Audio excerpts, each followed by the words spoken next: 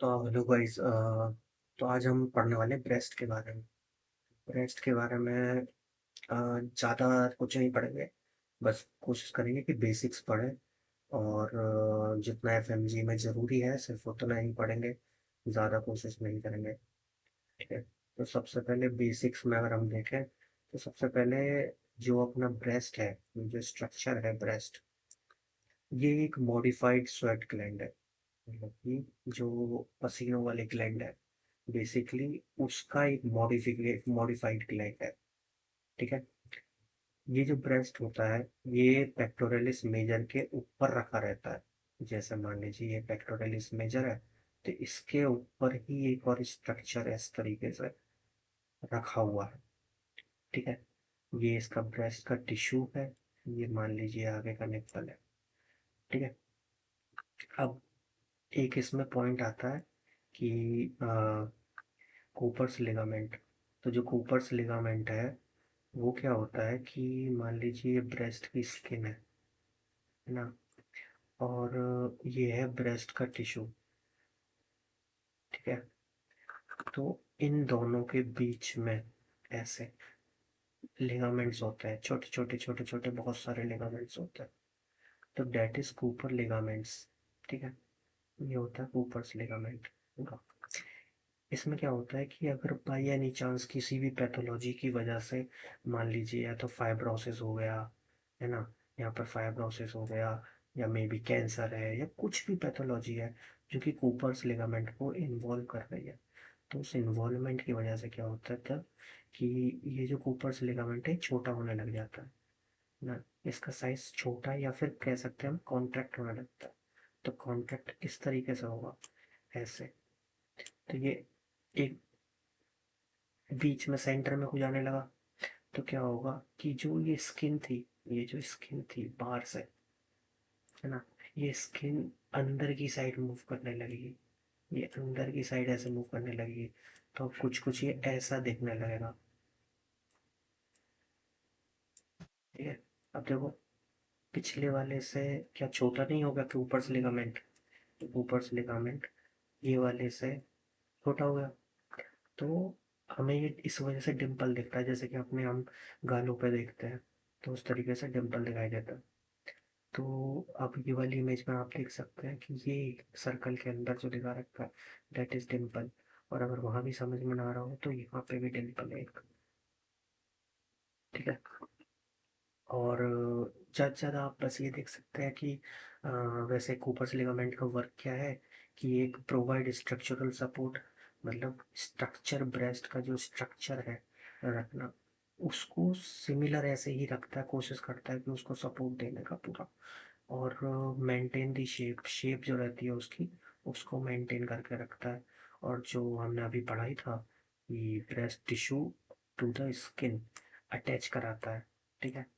और underlying pectoral facial, इन सब का अटैचमेंट करा देता है। और इसी की पैथोलॉजी से हो जाता है डिम्पलिंग। ठीक है। फिर आपको अगला आता है कि लैक्टोफेरस डक्ट। लैक्टिफेरस डक्ट जो होती है, जिसको हम मिल्क डक्ट्स भी कहते हैं, है ना, जो कि निप्पल की साइड बाहर आके डिस्चार्ज कराती है मिल्क का।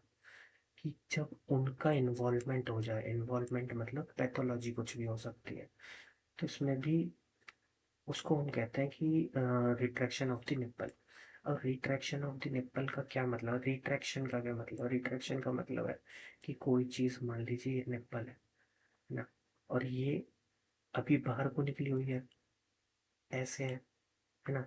अगर मान लीजिए ये पीछे की साइड वापस आ जाती है, तो डेट इज रिट्रैक्शन। अब ये रिट्रैक्शन भी दो तरीके का होता है। दो तरीके का कैसा होता है कि एक तो होता है स्लिट, एक होता है सरकमफ्रेंस। स्लिट वाला जो है उसमें क्या होगा कि जैसे इधर की साइड ये इमेज दे रखी है, इस इमेज में क्या दे रखा है कि एक कट लग गया है, सीधे सीधे कट लग गया है, तो डेट इज स्लिट, एक स्लिट की तरह, कट जैसा एक स्लिट इस तरीके से बस बन गया है। तो डेट इज स्लिट रिट्रैक्शन। तो ये किस वजह से होता है, डक्ट एक्टेजिया की वजह से। डक्ट एक्टेजिया क्या है, डक्ट मतलब कि जो अपनी डक्ट आ रही है, जो रास्ता जो बना हुआ आ रहा है मिल्क वाला ग्लैंड का, तो उसका एक्टेजिया इज ब्लॉकेड, तो उसका ब्लॉकेज हो गया है इस तरीके से। तो ब्लॉकेज हो गया है, पीछे से जो डक्ट है वो फूल जाएगी, क्योंकि पीछे से मटेरियल मिल्क वगैरह डिस्चार्जेस जो आ रहा है वो यहाँ के आके अटकते रहेंगे। और क्या होगा, आगे की साइड का जो ये वाला हिस्सा है वो आगे की साइड का रिट्रैक्ट कर जाएगा पीछे की साइड को, और लेकिन पीछे की साइड स्वेलिंग हो जाएगी। तो हमें क्या दिखता है, रिट्रैक्शन ऑफ द निप्पल, और ये भी स्लिट शेप में। फिर दूसरी साइड आता है सरकमफ्रेंस। सरकमफ्रेंस में क्या है कि आप यहाँ पे खुद देख सकते हैं कि पूरा का पूरा जो निप्पल है वो ही पीछे चला गया है। तो क्या हुआ है कि जैसे कि ये निप्पल है और ये पीछे साइड में एरियोला है। अभी एरियोला जो है यहाँ पे पूरे में ऐसे इसका रिट्रैक्शन हो गया, ये पीछे की साइड जब जा रहा है। और जब ये वाली कंडीशन आपको दिखाई देगी कि अगर पूरा का पूरा निप्पल ही रिट्रैक्ट कर जा रहा था, जिससे सरकमफरेंशियल रिट्रैक्शन बोलते हैं, तो it is always due to cancer. फिर आ जाता है लास्ट एक और क्वेश्चन कि लिम्फेटिक्स ऑफ द ब्रेस्ट। तो भैया लिम्फेटिक्स में बस सीधे सीधे यही है कि 85% जो लिम्फेटिक्स है, बेसिकली लिम्फ जो ड्रेन होता है वो होता है थ्रू एक्सिलरी लिम्फ नोड की तरफ, और बाकी जो होता है 15% अराउंड वो होता है इंटरनल मेमोरी लिम्फ नोड्स की तरफ ड्रेन हो जाएगा। एक्सिलरी लिम्फ नोड की तरफ जो ड्रेन हो रहा है 85%, इसके बारे में हम थोड़ा सा आगे जाके और पढ़ेंगे कि इसका मतलब कहाँ पे यूज़ हो रहा है, मतलब कि कहाँ आगे पढ़ाई में भी यूज़ होगा, कि क्या क्या एक्सिलरी लिम्फ की साइड ज़्यादा या एक्सिला की साइड ज़्यादा हमें ब्रेस्ट कैंसर दिखाई देता है। फिर हम और अगर आगे चलें तो हमें दिखाई देता है कि एक टर्म है प्यूडे ऑरेंज।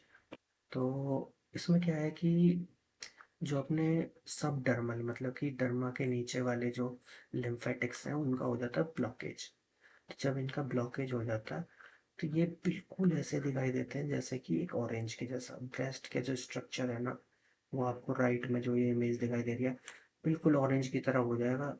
इसमें छोटे छोटे से ऐसे डिम्पल से टाइप, ये डिम्पल क्यों पड़ते हैं, क्योंकि ये फॉलिकल्स जो है, हेयर फॉलिकल्स जो हैं वो तो यहीं रुका हुआ है, और क्योंकि जो लिम्फेटिक्स है उनका ड्रेनेज रुक गया है ब्लॉकेज की वजह से, तो वहां पे हो जाती है स्वेलिंग। स्वेलिंग की वजह से ये स्किन तो ऊपर उठ गई है इधर एरियाज की, और जो ये छोटे छोटे से ऐसे ऐसे स्पॉट्स बन गए हैं ये है हेयर फॉलिकल्स के, क्योंकि यहाँ तो कोई स्वेलिंग नहीं हो रही है।